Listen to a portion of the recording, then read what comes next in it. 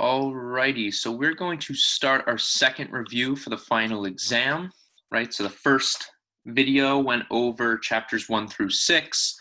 This second content review video will review chapters 7, 8, 9, and we will also cover chapter 10 as a whole, as we haven't done that yet in SI. And so I'll kind of try to pick out all the important points from that chapter. Right, so jumping right into chapter 7, which has to do with light, periodic trends, and our electron configurations. Right, so remember that light is both, it has properties of both a particle and a wave, right? And so the wave portions of light come or kind of cause these two equations to be derived, right? Because light is a wave, it has a wavelength and a frequency. Okay, and whenever we multiply the wavelength, which has to be in meters, by the frequency of that light, it should always equal the speed of light, right? So that's a constant 2.998 times 10 to the 8th meters per second, right? So this tells us that our frequency and our wavelength must be inversely proportional, right? If our wavelength gets larger, then our frequency is going to have to get smaller. Okay, and kind of understanding relationships like that can be pretty important for questions, especially multiple choice questions regarding this chapter. Okay, now the second equation we have relates energy to these variables, right? So the energy of a photon would be equal to h, which is Planck's constant, and that is given below, times our frequency. Right? But we can also, because frequency is in our above equation, we can do a little substitution. And so we can also say that energy is equal to Planck's constant times our speed of light divided by our wavelength. And again, remember that our wavelength needs to be plugged in terms of meters, right? And we typically are given wavelength in terms of nanometers. So definitely remember to do that conversion. Okay. Another theoretical kind of concept to understand regarding light is the photoelectric effect, right? And so we have kind of two different portions of the photoelectric effect. And just note that there is something that we call threshold frequency, right? And so threshold is kind of the lower limit before something happens, right? So maybe you get poked with a needle, right? And if you don't get poked with the needle hard enough, right, your pain threshold won't be reached, right? So you won't feel any pain. But if you get poked pretty hard with a needle, right, that is going to be past your threshold, and you're actually going to feel that pain and probably jerk your hand away from the sharp object. Okay, and so threshold in this case works kind of similarly, right? If we are below threshold frequency or below our threshold energy, right, a photon will not eject an electron via the photoelectric effect, right? So if you're below that frequency, no electron will be ejected via this effect. However, for any frequency or energy level above that threshold, this kind of model tells us that an electron will be ejected. And kind of building off of that, not only will an electron be ejected, but the kinetic energy of that ejected electron will be proportional to the energy of that incoming electron. Okay, and so if you have two electrons coming in and both have frequencies or energies above the threshold, then they will both eject an electron. But if one of those incoming electrons had a higher energy than the other, then out of the ejected electrons, the one that was ejected from the incoming electron with the higher energy will itself have greater kinetic energy, right? And so I gave an example of this in one of my challenge problems where we had 3 electrons in the photoelectric effect incoming. One had a frequency of 3, another one 5, and the last one 10. And you were told the threshold was 4, right? So the incoming electron with a frequency of 3 is below threshold. So that would not have ejected an electron via the photoelectric effect. But the frequency of 5 and 10 would have ejected an electron. Okay, but further on from that, right, the electron with a frequency of 10 would have ejected an electron with a greater amount of kinetic energy compared to the incoming electron with a frequency of 5. Okay, so kind of understanding those components of it kind of covers all your bases for the photoelectric effect. Okay, and just an example of using these equations or how you might see it. And so this question asks, how many moles of photons with a wavelength of 400 nanometers are associated with 26 kilojoules of energy? Okay, and so the first step of this is solving for the energy of a single photon with a wavelength of 400 nanometers. Right, so energy equals hc over wavelength. I plug in my constants and my wavelength, which again, 400 nanometers is 4 times 10 to the negative 7th meters. And I find that every single photon is associated with 4.97 times 10 to the negative 19th joules. Okay, and so they're asking me how many moles of photons are associated with 26 joules. So if we have 26 joules of energy, and every single photon is 4.97 times 10 to the negative 19th joules, right? By doing this conversion, joules will cancel out, and our units would be photons. Okay, but they're asking not for how many photons, but how many moles of photons. Okay, and so our next conversion would be 1 mole is 6.022 times 10 to the 23rd photons, right? Avogadro's number. And we find how many moles are associated with that energy. Okay. The Bohr effect. So we're going to use the Bohr effect or the Bohr model anytime we are using hydrogen or some system where we only have one electron, right? We only focus when there's one electron because it becomes more complicated when we start adding more and more electrons. Okay, so just some terminology you guys should probably know by now is what the ground and excited states are, right? So if an electron's in its ground state, that means it's in its lowest possible energy state, right? So it's in the smallest or lowest orbital possible, right? If it's in an excited state, that means that electron absorbed some outside amount of energy, which allowed it to jump up to a higher energy level, right? So if we only have one electron, it should be in that n equals 1 orbital. But if it's excited and it absorbed some energy, it might be able to jump up to n equals 3, right? Or just some higher energy level. Okay. Remember, when an electron jumps up to a higher energy level, it's always absorbing energy, so a positive E value, while when you fall to a lower energy level, that electron is going to emit or release energy, so negative E. And we can actually quantify it using these equations, okay? And just note that these equations are the same, okay? This top one, negative K times 1 over NF squared minus 1 over N initial squared.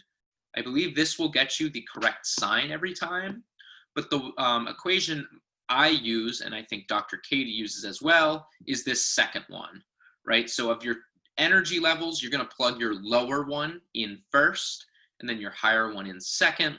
And just note that when you plug into the second equation, you will always get a positive value. Okay, and so you have to analyze the situation to know the sign.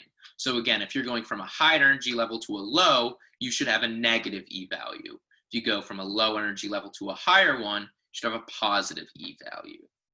Okay, and K in this equation is Rydberg's constant, and it's listed here. Okay, another thing about the Bohr effect that you should definitely know is how you're actually typically presented the information, right? So you're not typically shown a diagram like this, but rather a set of lines that are horizontal, each with an N value, a principal energy value next to it. And then you'll have arrows that might go from the first line up to the third, or from the fourth down to the second. If you don't know what I'm referring to, I did have a challenge problem, I think last Monday, where I asked you information about Oh no, it would have been last Wednesday. I asked you, I think the energy level of the blue line, like how much energy is emitted or something like that. Definitely know how to read those Bohr Effect lines, and unfortunately I didn't include it in this slide. But, and again, if you want an example of that, challenge problems from last Wednesday, I believe there is one in there. So let's talk about quantum numbers, right? So quantum numbers are kind of like the address each electron has, right? And so we have 4 numbers to kind of specify this, right? So N, you could kind of think of as, if it's an address, this would be like your country, right? The country you live in. L might be the state or, your town. M could be your actual street. And your M sub S would be like your actual house number, right? You and your family have your own unique address that no other family has the same exact one for. And that applies to electrons in an atom as well, right? They might share some of these quantum numbers, but no 2 electrons will ever have all 4 of their quantum numbers be identical, okay? And the kind of rule that says that is called the Pauli exclusion principle, right? The Pauli exclusion principle, no 2 electrons in an atom will have the same set of quantum numbers. Okay, and so starting with the first one, N, which we call the principal energy level, is just our electron shell, right? So on the previous slide, when we have those rings around the nucleus, these are our principal energy levels, our electron shells, right? And this can be any number or any integer 1 or above, right? So it's going to be whole numbers. And just note that as our principal energy level increases, so does its energy level. Okay. Moving from there, our second one is L, which is also known as the angular spin quantum number. And we typically think of this as shape or the subshell, right? And so L can have values from 0 all the way up to n minus 1. But L itself can never be equal to n. Okay, and again, each L value, we correspond to a specific type of orbital that has its own unique shape, right? So you should know that when L equals 0, we always associate that with an s orbital, which is sphere-shaped. When L equals 1, we associate that with a p orbital, which is lobed shaped, right? It kind of looks like a figure 8. When L equals 2, it's always associated with a d orbital. You do not need to worry about what that looks like.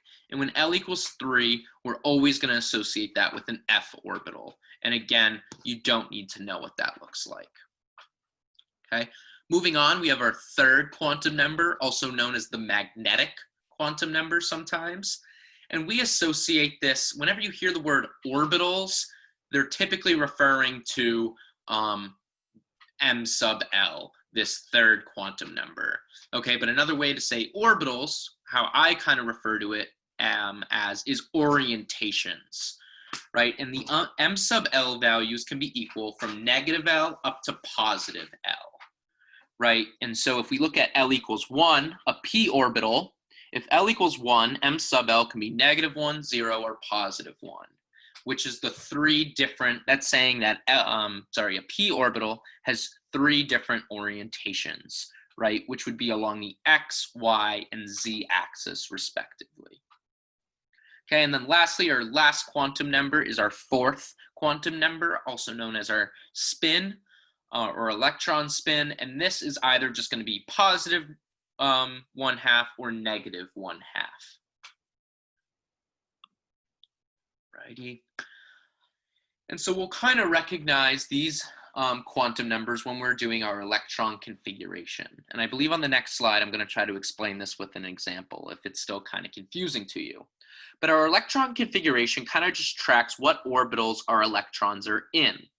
Okay, and so you'll see a bunch of numbers and letters kind of in this format.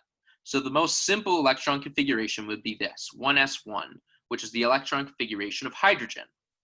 So that initial 1 is our principal quantum number, right? That is saying that our electron is in that first innermost shell.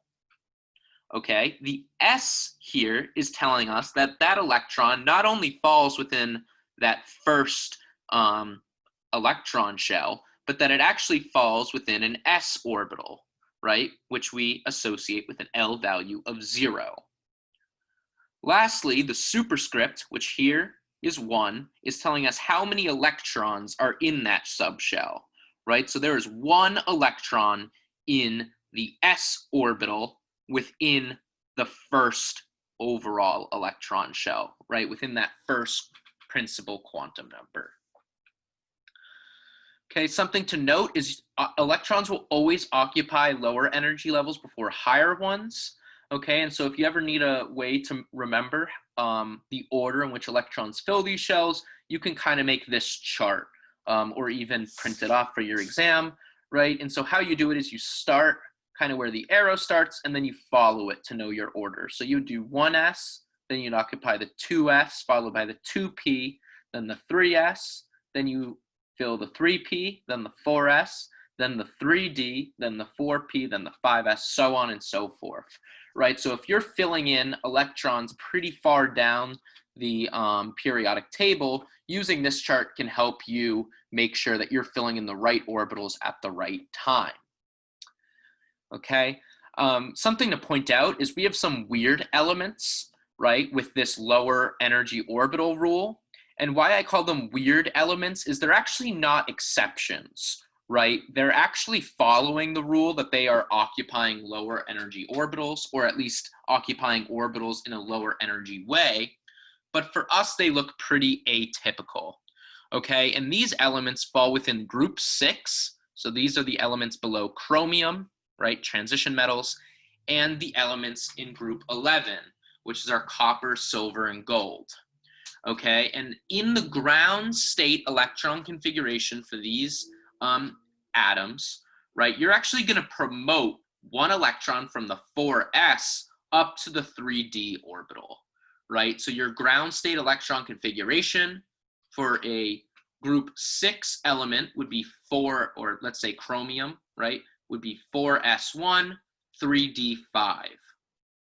Right, and for group 11 copper would be 4s1, 3d10.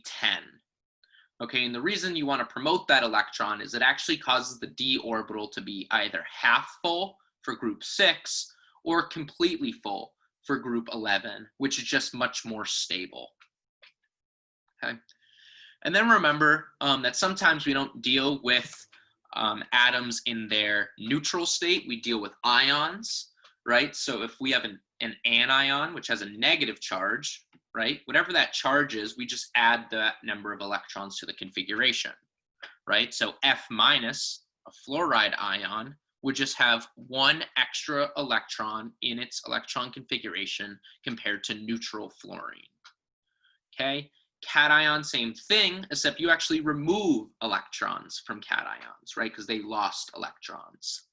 And the big point to remember about cations in terms of electron configuration is that if you're ever dealing with a transition metal, you are going to lose electrons from your s orbital before your d orbital, right? So an example of that is you would lose electrons from your 4s orbital before your 3d orbital if you're dealing with a transition metal in that period of the periodic table.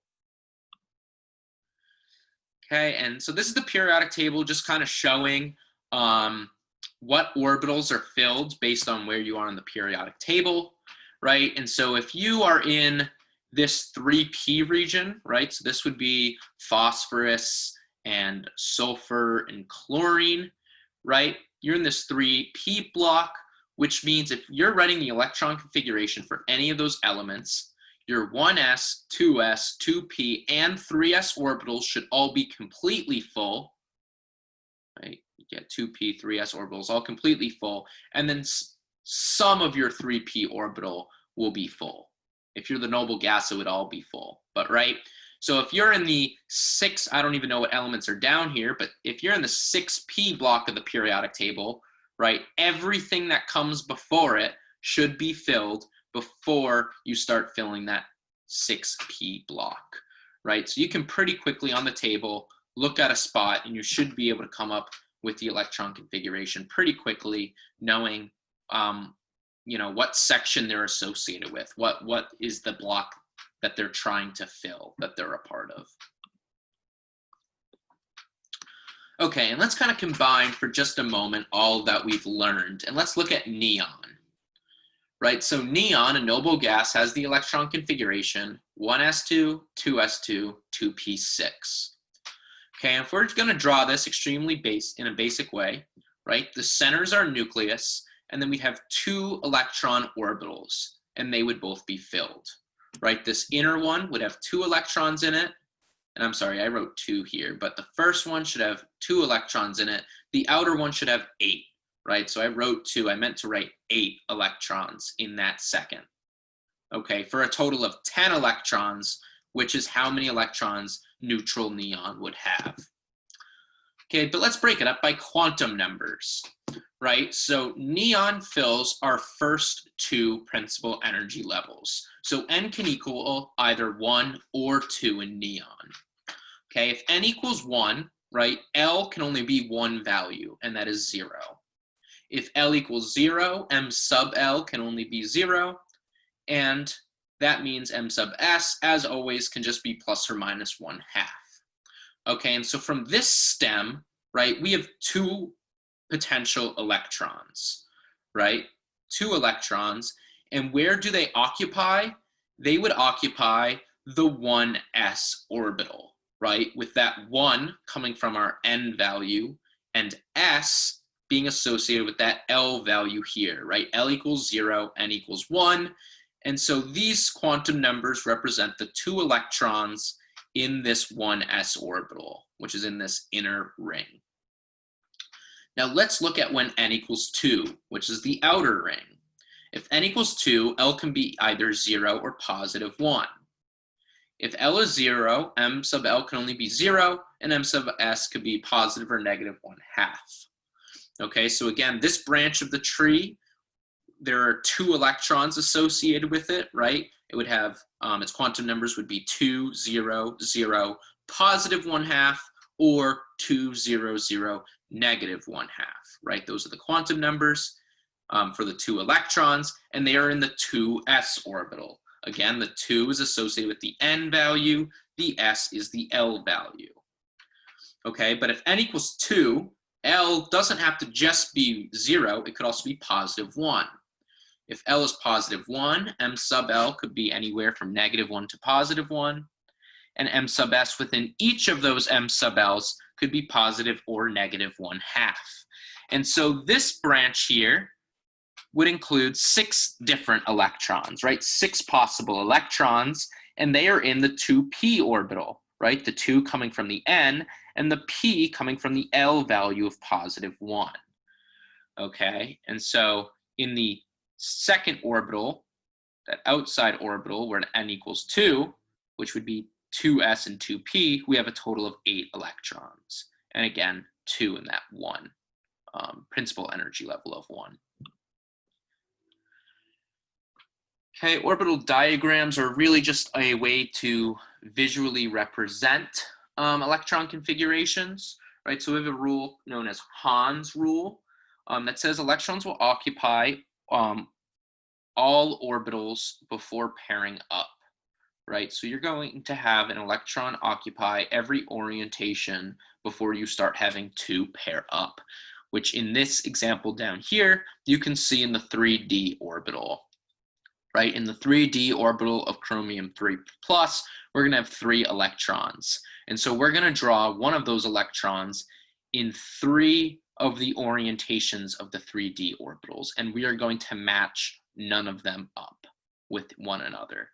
Right, you can see in all the other orbitals, they're all paired with another electron.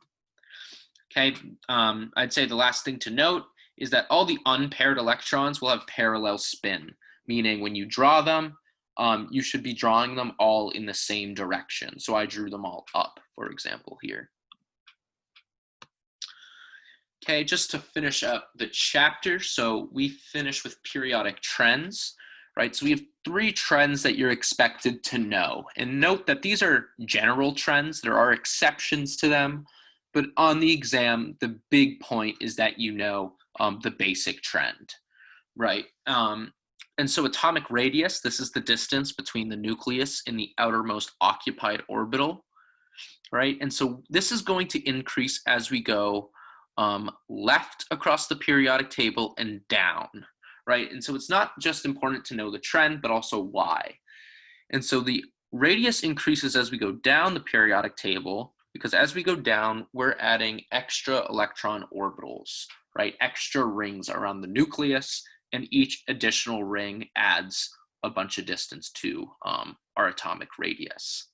But why does it increase as we go left across the table, right? So if we're looking at a single period in the periodic table, as we move right, for the most part, our electrons don't really change, right? Because every element in that second period of the periodic table is just adding electrons to that second shell, right? Which is approximately the same distance from the nucleus.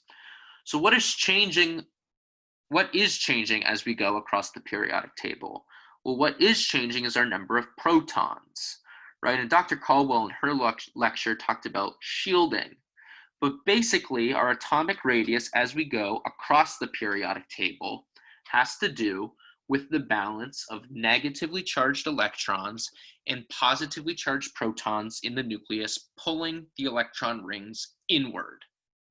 So basically, as you move right across the periodic table, you're adding more protons into the nucleus that pull that ring inward, okay? And so that's why, as you go right, the radius gets slightly smaller, okay? And so when we're talking about increasing radius, we say it increases as we move left and down, okay? Another trend we have to know is ionization energy, which is the energy required to remove a valence electron from an element, right? And so again, we have an attraction force between the positively charged protons in our nucleus and our electrons in the electron shells, okay? And so the energy, the ionization energy is really the energy required to break that interaction, okay? And again, remember this is between positive and negative forces, so it works a lot like magnets, right? And as we know from magnets, if your 2 magnets are far apart, their attractive force is extremely weak. But if they're close together, they're very, very strong. Okay, so kind of using that analogy for ionization energy, right? What that basically says is that as the atomic radius decreases, our ionization energy is going to become greater. Okay, and so because of that logic, our ionization energy would increase as we move right and up the periodic table. Our last trend is electronegativity, which is basically the force an atom exerts on an electron to obtain it. Again, I would kind of just note that this increases as we go right and up the table. And a good way to think of this is that your alkali and alkali earth metals, which are on the left side of the periodic table, like to get rid of electrons, while your halogens, like fluorine and chlorine, right, they like to get negative charges, and so they're more electronegative. Okay, and so again, right side of the periodic table, especially up by fluorine, you're going to associate that with extremely electronegative, while the left side of the table and bigger atoms you're going to associate with less electronegative. Okay, and again, so kind of showing fluorine is the most electronegative atom. For electronegativity, we do not look at our noble gases. And again, to help remember that trend of electronegativity, it's these nonmetals that are typically more electronegative, and these metals that are typically not electronegative at all, right? They typically don't want more electrons. So chapter 8, we're going to get into types of bonding and lone pairs. So remember from chapter 2 that we have ionic bonds between metals and nonmetals. If you have more questions about that, definitely look at yesterday's video where we go over that in chapter 2.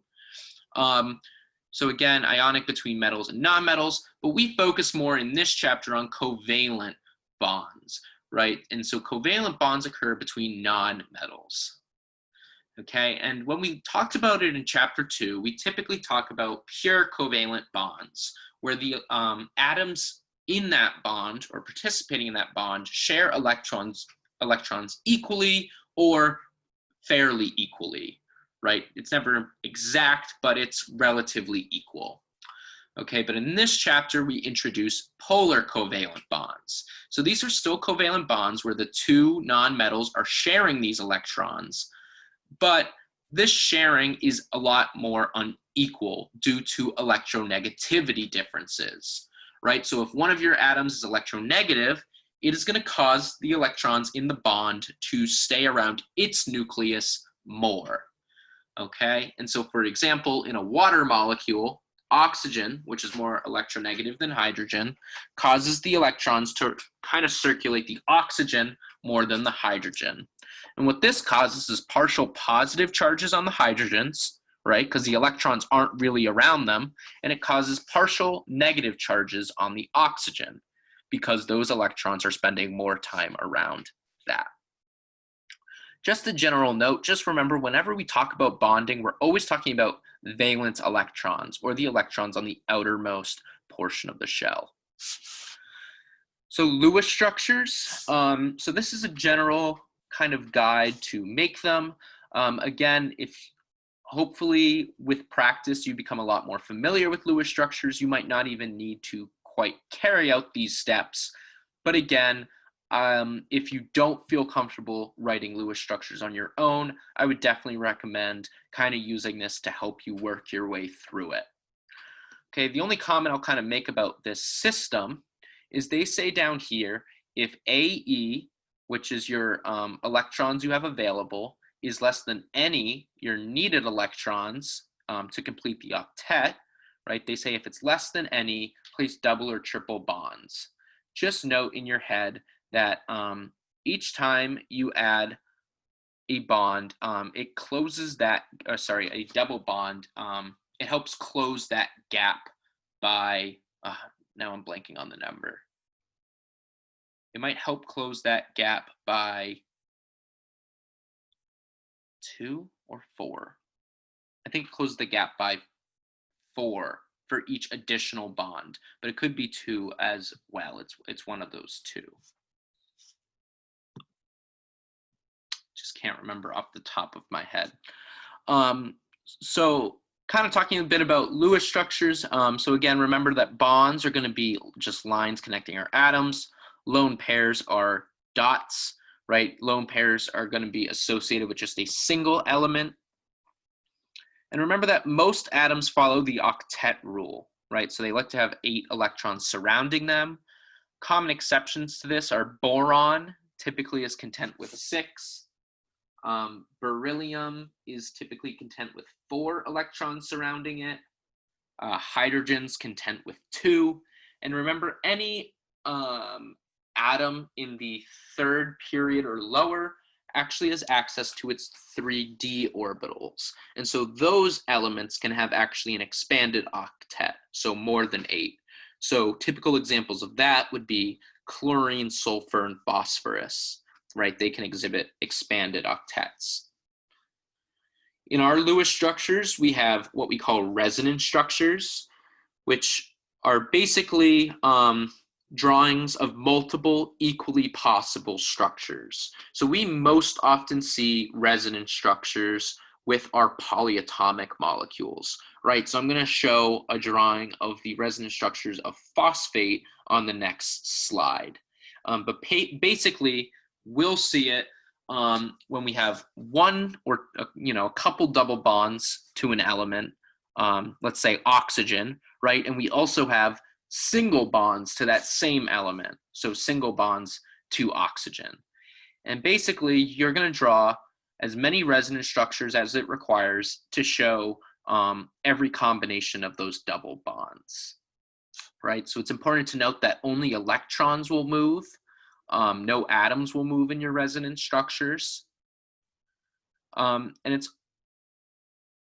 I would say, I'll talk about it a little bit more when we look at phosphate, but remember that they have to be equally likely resonance structures, right? So you shouldn't have some structures where you have single bonds only and other structures where you have some double bonds, right? If one of your resonance structures has a single double bond, every single one of your other resonance structures should also have just one double bond, okay? If you're drawing some with no double bonds, others with some double bonds, those structures are probably not equally correct, right? And remember that our most correct Lewis structures have the least number of formal charges, right? And so you might ask yourself, what is a formal charge?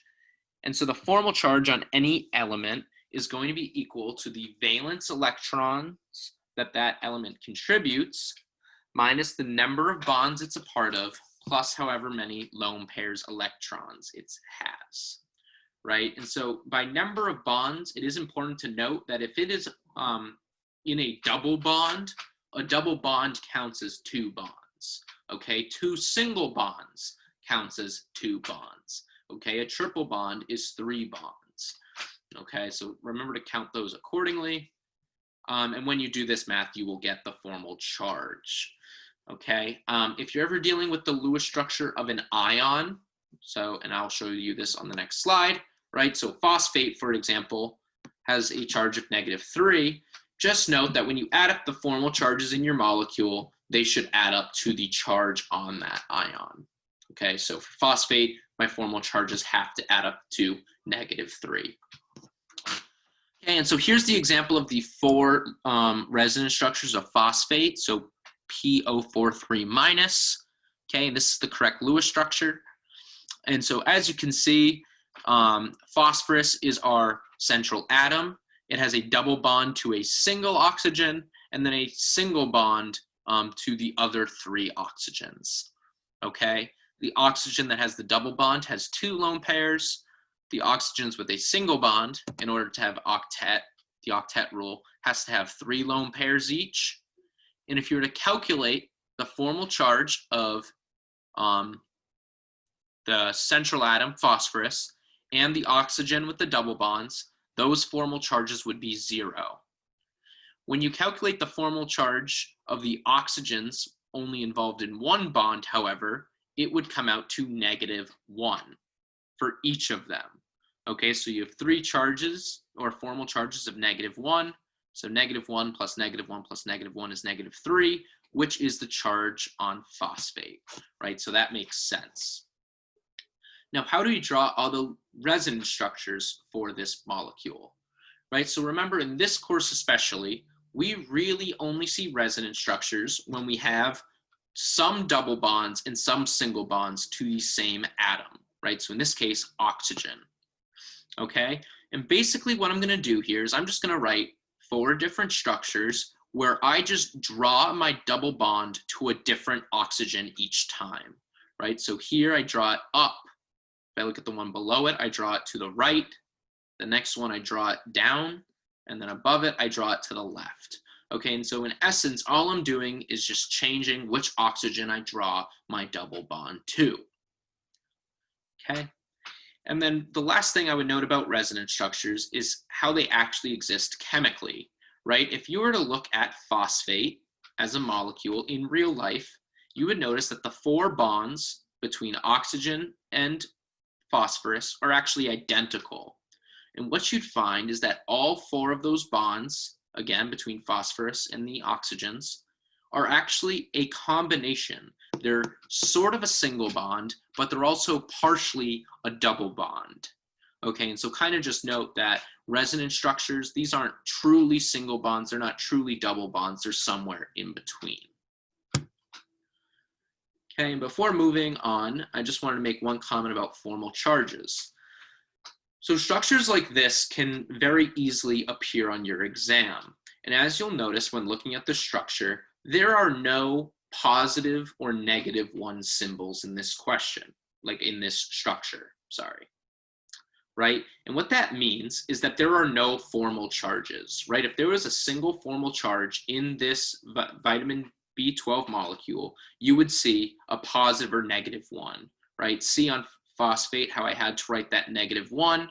The same applies to this structure. So the fact that there are no positive or negative ones in this structure tells me there's no formal charges. And so you seeing that there's no formal charges, you should automatically be able to look at this diagram and know where all of your lone pairs are, okay? And so something to note is that carbon will pretty much always try to make 4 bonds, right? So this carbon has 4 bonds, as does this one, and has no lone pairs. Okay, nitrogen, like this one here, will almost always try to form 3 bonds and will have 1 lone pair on it, right? So there's actually a lone pair on this nitrogen that actually causes this bond angle to be about 120 degrees, right? This bond angle is not 180 degrees. It's not linear because, again, there is a lone pair here that you are assumed to know. Okay, same goes for oxygen. Whenever we see oxygen, oxygen typically will like to form 2 bonds and will have 2 lone pairs on it. Okay, so again, this geometry here would actually be bent, not linear, because there's actually 2 lone pairs here that they don't draw in, that they assume that you know. Okay, so use use formal charges to help you identify where electron pairs would be in structures like this.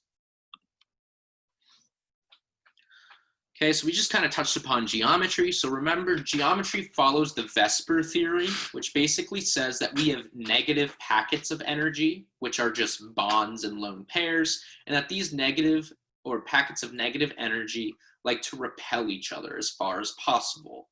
Okay, and their repulsion causes the geometries we see. Okay, and so we have 2 different types of geometry. We have electron pair geometry, which kind of sees lone pairs and atoms coming up for a central atom as the same. Okay, but we also have something called molecular geometry, which distinguishes between atoms attached to our central atom and lone pairs. Okay, and so this is a classic chart that I think would be very helpful to have for the exam. I think there's also one in your lab manual if you prefer that one, right? But something to note is if they ever ask you for an electron pair geometry, it is always going to come from this first column, okay? Always, if they ask for an electron pair geometry, right? Because again, electron pair geometry doesn't care whether you have lone pairs attached or not. It just cares about what's your steric number, which means how many atoms or lone pairs are attached to that central atom. Okay, so again, electron pair geometry is always from this first column. If you're asked for the molecular geometry, you do need to distinguish between atoms and lone pairs. Okay, so your first goal should be what's your steric number, right? So how many lone pairs and atoms come off that central atom? So let's use water as an example, right? So our central atom, or oxygen, has 2 lone pairs on it and 2 hydrogens. So it has a steric number of 4. But if they're asking for the molecular geometry, we have to specify and say, although there's a steric number of 4, 2 of those 4 things are lone pairs, right? So up here, 2 lone pairs, steric number of 4, and that tells me that my geometry for a molecular geometry of water would be bent or angular, and that the angle is a little bit less than 109 degrees. I believe it's 104.5 in water. Okay, moving on from geometry, so polarity. So remember that we have atoms that are electronegative and others that are much less electronegative. And so whenever we have covalent bonds between elements that differ in electronegativity, it could be significant enough to be what we call a polar bond, right? So down below, we show hydrogen bound with chlorine. Chlorine is more electronegative, which means electrons will come towards its nucleus and spend more time around the chlorine, which will cause a permanent but partial positive charge on hydrogen and negative charge of chlorine, right? And so when 2 molecules of a polar molecule come together, so 2 molecules of HCl, for example, come together, the partial negative charge of one chlorine will be attracted to the partial positive charge of a hydrogen in another molecule. Okay, and so this is called the dipole force, right? And we'll talk about that a little bit more in chapter 10. Okay, note that this is the same thing that happens in water, right? We just call this is a special type of dipole force that we call hydrogen bonding. Okay, but it's all due, again, to polarity within our molecule. Okay, more notes on polarity are, remember, if two of the same element are ever bound together, that molecule cannot be polar, right? So diatomic oxygen, right? Oxygens are equally electronegative, therefore it can't be a polar bond, it has to be nonpolar. But anytime we have two different atoms connected, there is a potential for it to be polar. Okay, so carbon and hydrogen, for example, are not significantly different enough to be polar, but carbon with nitrogen, oxygen, fluorine, and chlorine are considered polar. Okay, and again, polar bonds cause partial negative and positive charges. Okay, the big thing to note about polarity is that polar molecules always have one or more polar bonds, right? That is a necessity for all polar molecules. But something that's kind of challenging is that just because a molecule has a polar bond does not mean the molecule itself is polar. And the reason for this is that each individual polar bond could cancel each other out.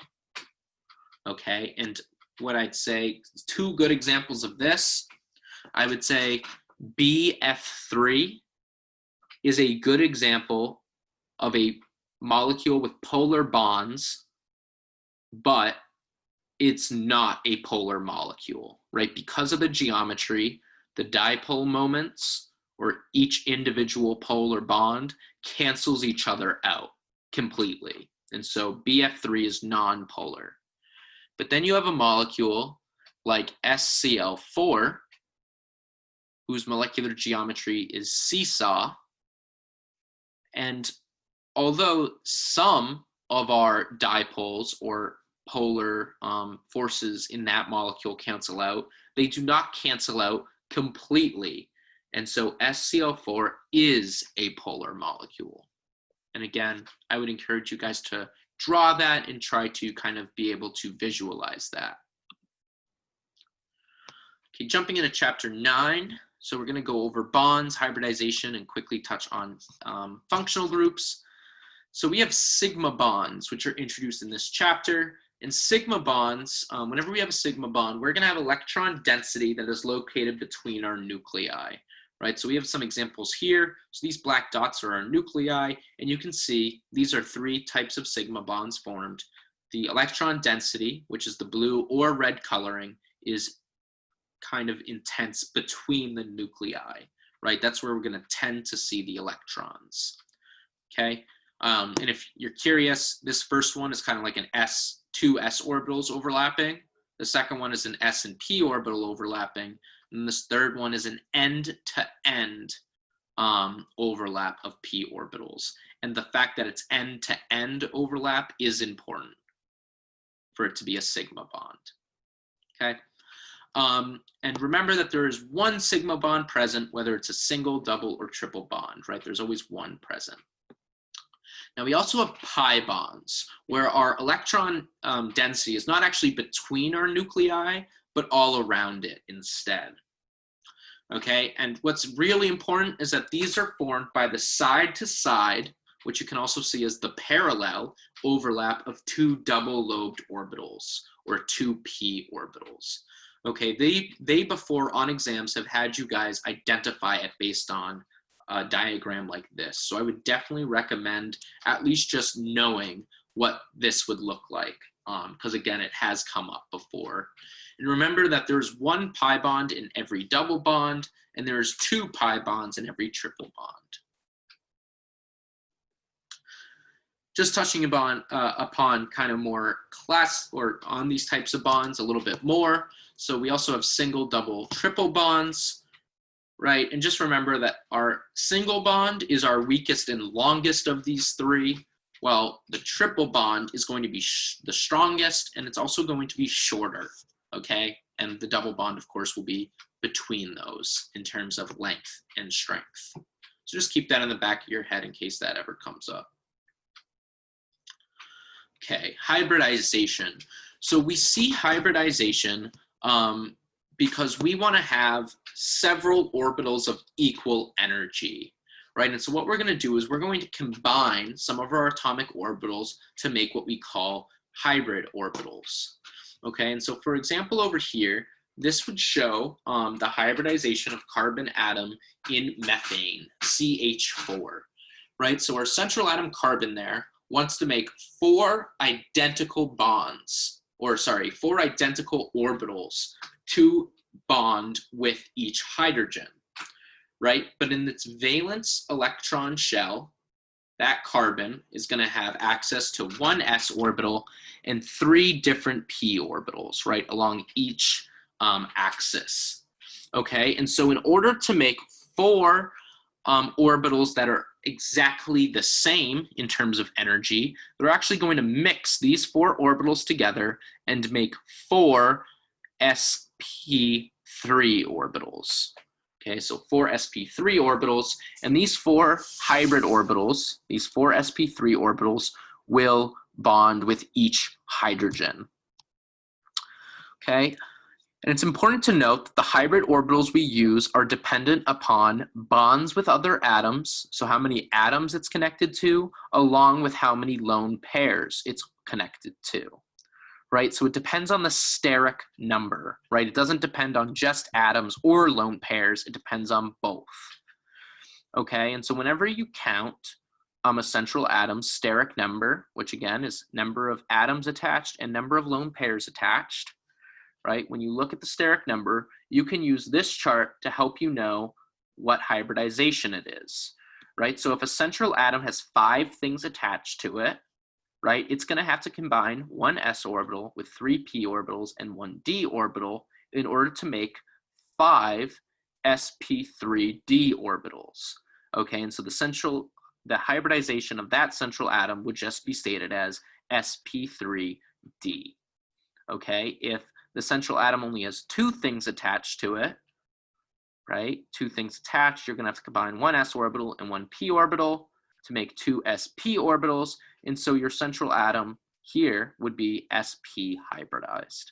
Okay, so this chart really helps you kind of know what your hybridization should be. Just take a moment to read this question. This is something that appeared on my exam several years ago, and I just want to point out some important functional groups, right? So you might see in this, we have some carbon CH2s with an oxygen just plopped between them, right? So I'll show you how to draw that as a Lewis structure. And also this group, COOCH3. If you ever see that, especially the COO portion, I'll show you how to draw that as well. Notice in the question that they say each carbon, and it should also say each oxygen, follows the octet rule and that there's no formal charges at all. Right, so if you ever see this CH2OCH2, right, there's going to be something that comes before and after it. But all you're going to do is draw that CH2 normally, and again, stuff before it, stuff after, and your oxygen is just going to have a bond to each of those carbons and have 2 lone pairs on it, right? This is called what we call an ether, and you'll learn more about all of these in organic chemistry. But in case they show up and you have to know how to draw it for some reason, this is what it would look like. Right? Notice that these next 2 functional groups actually look very similar. Right? They are C, a carbon with no hydrogens on it, then 2 O's, right? So COO, COO, and then you have some stuff that comes after your oxygen. Okay, so one thing to note is other things would come before this carbon, right? So I draw, oops, sorry about that. I draw a little squiggly line saying things would happen before it. Okay, but whenever you see COO like this, you're going to draw a double bond to that first oxygen from the carbon, and then a single bond to the second oxygen from that carbon, right? So in both these cases, I'm gonna have my carbon, a double bond to an oxygen above, and that oxygen is gonna have 2 lone pairs. And then I'm gonna have a single bond to the other oxygen, which is also gonna have 2 lone pairs. Okay, and then anything that comes after that second oxygen is just gonna be attached to it, right? So CH3, that's just gonna be attached to that second oxygen. Hydrogen, that's just gonna be attached to my second oxygen, right? And so if you ever see these functional groups, we call them, this is kind of how you would draw them in a Lewis structure. Okay, lastly, we're going to wrap up with chapter 10. Okay, so we're going to look at phase diagrams, right? So there's 2 important points, and I'll show you what they look like in just a moment, but there's 2 different points on the phase diagrams that are important to note. These are the critical point and the triple point. And so the critical point is the point where our vapor and liquid phases become the same, right? They kind of morph. And what we call the phase after this, we kind of just call the supercritical fluid, right? Because it's not really at this point a liquid, but it's also not really a gas, okay? And so it's kind of its own unique phase, and so we name it as such, okay? And so just note, if you're ever past the critical point, it'll be a supercritical fluid, okay? And the critical point is associated with a critical temperature, which is the temperature where the liquid phase no longer is possible or no longer exists. And again, I'll show you that in a second. And the critical pressure is just the pressure associated with that critical temperature. Okay, and then the other point that's important to note is our triple point. And this is just a single pressure and temperature intersection where all 3 phases are present at once. Okay, and so let's look at a phase diagram, right? So here's our triple point, right? So if you were at this temperature, might be 70 degrees Celsius and maybe, I don't know, 0.7 atmospheres, right? And so if we were at the pressure and the temperature associated with the triple point, we would actually see all 3 phases here, okay? So as you can see in a phase diagram, we'll have our temperature going across the x-axis, our pressure along the y-axis, right? You have this first section, which is your solid phase, this middle section, your liquid phase, and this bottom section, which is your gas phase, okay? And then notice, so we had our triple point, but we also have our critical point, right? So if you increase your temperature past your critical temperature, which would be the temperature associated with the critical point, right, you will go into the supercritical fluid, right? If you are down here and you increase your pressure past the critical pressure, then you will again be supercritical fluid, right? So if you pass that temperature and pressure, you will be supercritical. One thing that I would note is just, again, where these different phases are, because on the exam, they could give you that this section's solid, this one's liquid, and this one's gas, but they might also just draw the curves and they might not specify what each phase is. Okay, so definitely note that this section, which runs along the y-axis, is your solid phase. This section, which runs along your x-axis, is your gas phase. And this one, which doesn't really touch either axis, is always going to be your liquid phase, okay? Because again, they might not give that to you on the exam. Okay, and so something that they could do, a type of question, is they could label some points and say, if you transition from one point to another, what's the process that occurs, right? So if you're at 1 atmosphere pressure and 100 degrees Celsius, right, which is right here, you would be a liquid.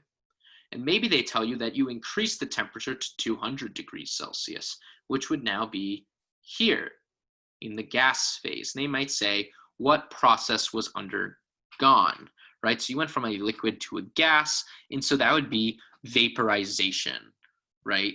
Or boiling, right? Okay, so you should note that whenever you go from liquid to gas across this line, right, it's going to be boiling or vaporization.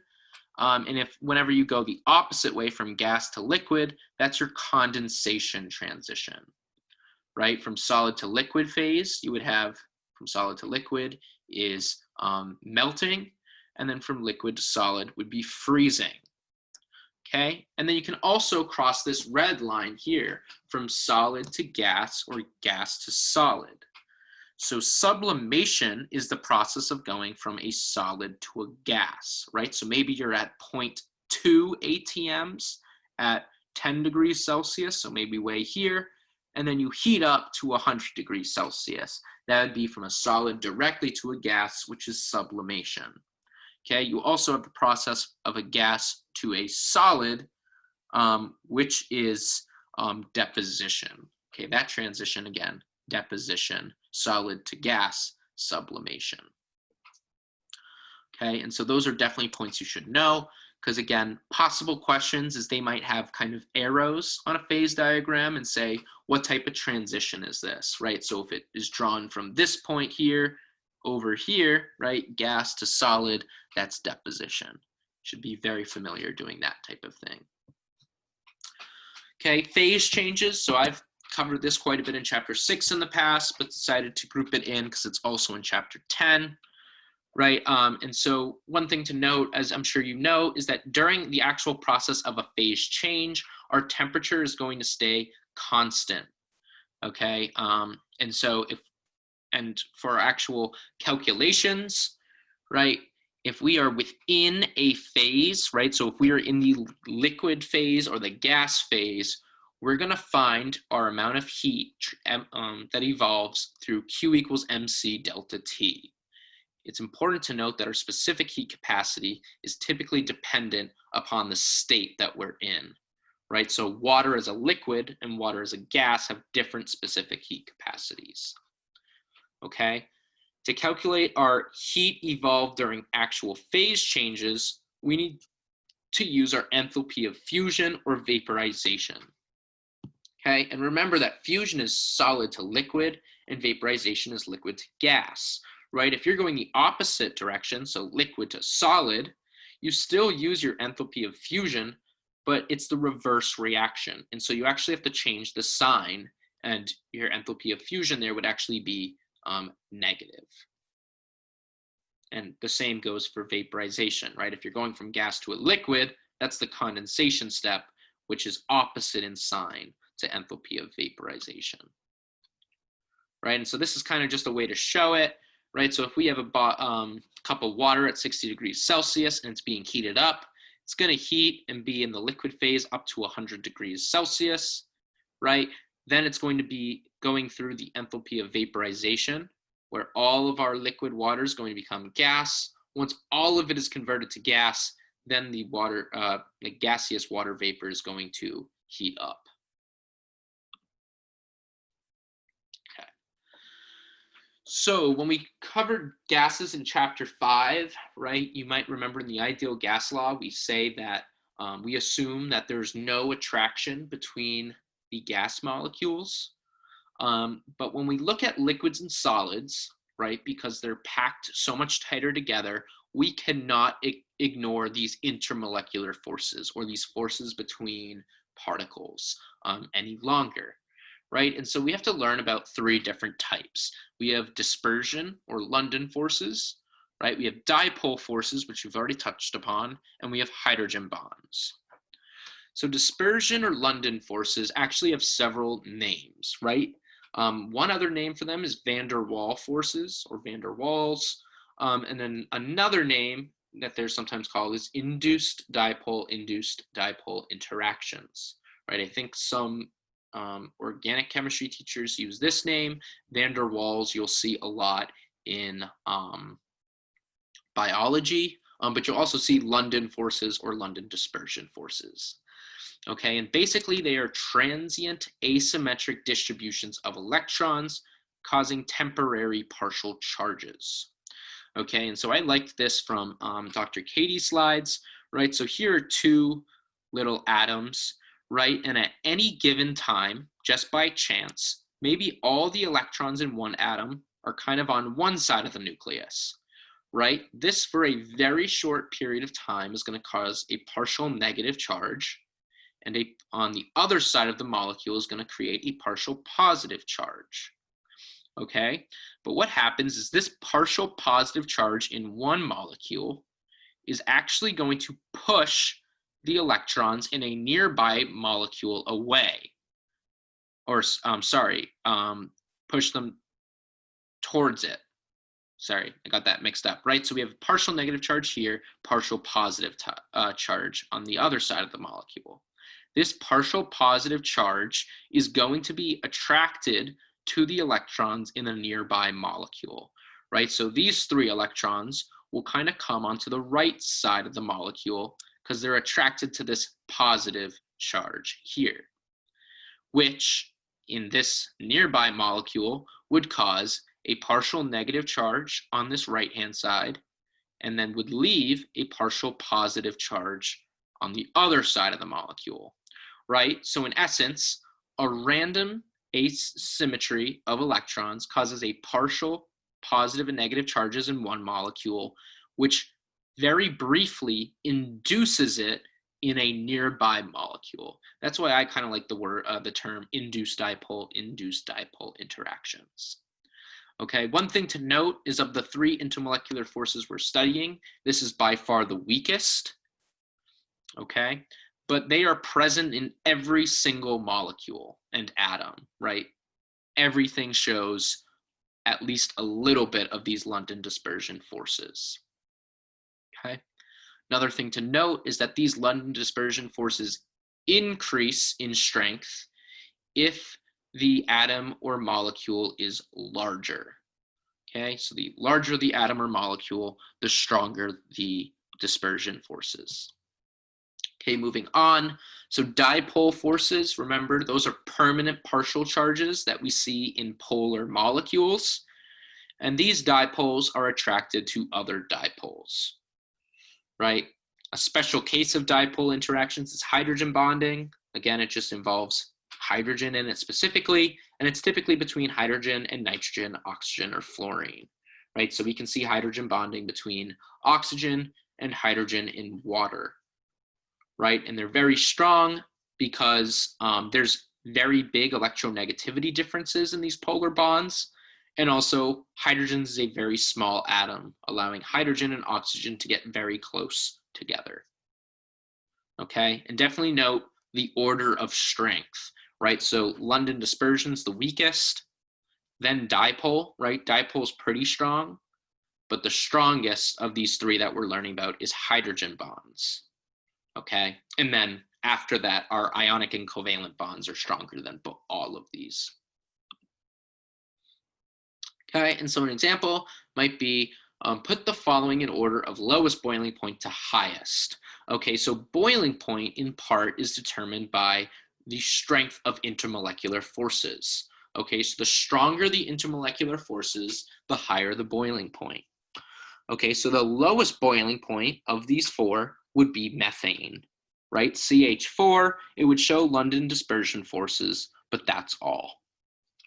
Okay, the next lowest boiling point would be this long hydrocarbon chain. Okay, again, this chain would only show London dispersion forces, but just because there's more carbons and hydrogens part of it, right, there's more atoms that can undergo these London dispersion forces, and therefore it will just have slightly higher boiling point than methane. Moving on, the next lowest boiling point would be CH3Cl, right? This is a polar molecule, and so it'll show dipole interactions, thus giving it a higher boiling point. And then the highest boiling point would be CH3OH.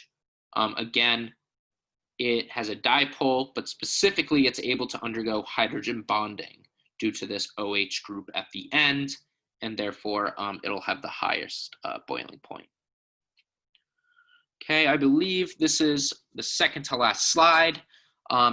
Just kind of quickly on solids. So we have 3 types of solids. We have the covalent network, which is linked, the atoms are linked by covalent bonds. So these bonds are extremely strong, right? Because these bonds are so strong, they have extremely high melting points.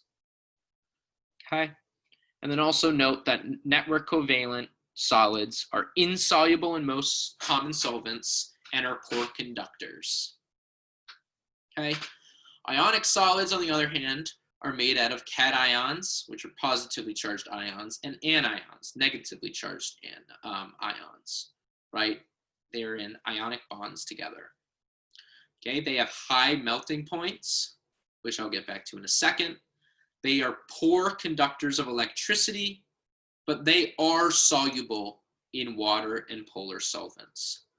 Okay, and in terms of their melting point, right, it's dependent on their size and their charge.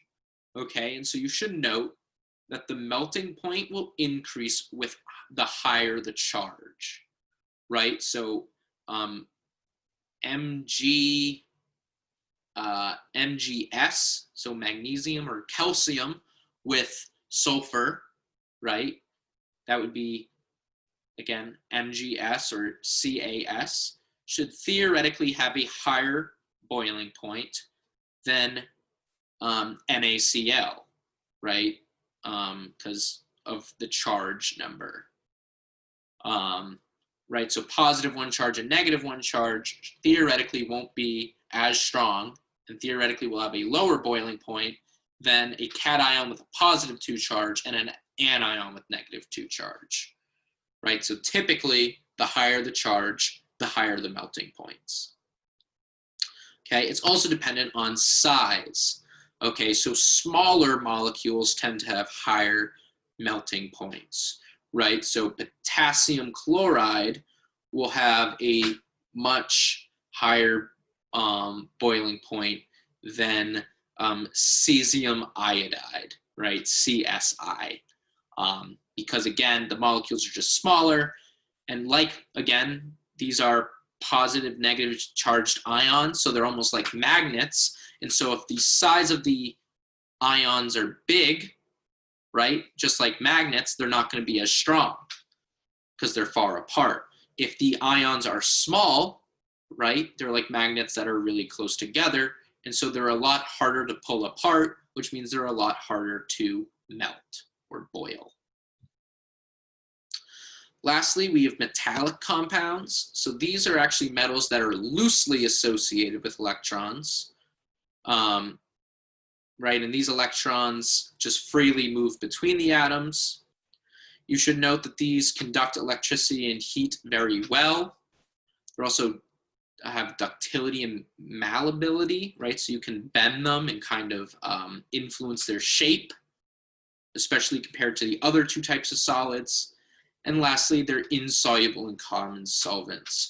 I would suggest, I don't think this will be a huge portion on your exam. Maybe you'll see it as one question, but I think making a small little chart kind of comparing some of these characteristics would be helpful, right? So maybe, does it dissolve in common solvents?